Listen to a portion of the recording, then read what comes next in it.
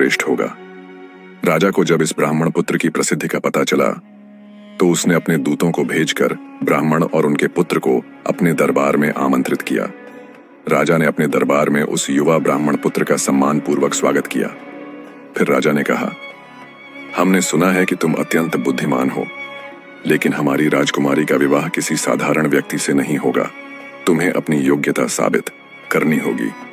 दरबार में कई अन्य राजकुमार और विद्वान भी मौजूद थे जो राजकुमारी से विवाह करने की इच्छा रखते थे। राजा ने 3 चुनौतियां सामने रखा।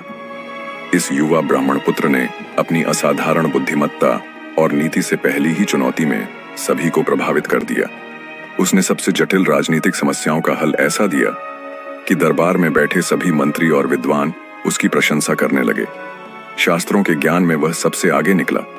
जब युद्ध कला की बारी आई तो उसने तलवारबाजी और धनुर्विद्या में अपनी श्रेष्ठता साबित कर दिया। राजा और राजकुमारी उसकी प्रतिभा से अत्यंत प्रभावित हुए। राजकुमारी स्वयं भी बहुत बुद्धिमान थी। राजा ने बड़े आनंद से घोषणा किया कि आज से तुम मेरे दामाद हो। तुम्हारी बुद्धिमानी और शौर्य को देखते हुए मैं अपनी पुत्री का विवाह तुमसे करने का निर्णय लेता हूँ। राजमहल में भव्य विवाह का आयोजन किया गया। पूरे राज्य में हर्षोल्लास का माहौल था।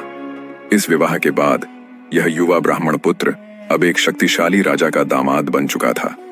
विवाह के कुछ समय बाद ब्राह्मण पुत्र, जो वास्तव में कंचनपुर का राजकुमार था, को अपने अतीत की सच्चाई का पता चल जाता है।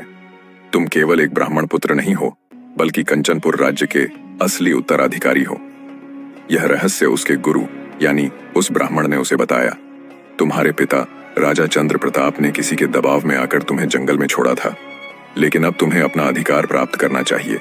राजकुमार ने ब्राह्मण की बातों को समझने के बाद दृढ़ निश्चय किया कि अब वह अपनी असली पहचान को स्वीकार करेगा और चंदनपुर राज्य को वापस हासिल करेगा। यह उसके जीवन का सबसे महत्वपूर्ण कदम था और अब उसे न केवल अपने राज्य की पुनः प्राप्ति का विचार था, बल्कि अपनी सौतेली मां अंशुमति की साजिश का भी पर्दाफाश करना था। राजकुमार ने अपनी पत्नी रानी राजमाला से यह रहस्य साझा किया। वह उसे पूरी बात बताते हुए बोला, राजमाला, आज मुझे जो सच बताया गया है वह मेरी पहचान को पूरी तरह से बदल दिया है। मैं चंदनपुर का राजकुमार हूं। मेरी मां अंशुमति ने मुझे जंगल में छोड़ दिया था, लेकिन अब मुझे अपने असली स्थान पर लौटना है। अपने राज्य चंदनपुर को पुनः प्राप्त करना है।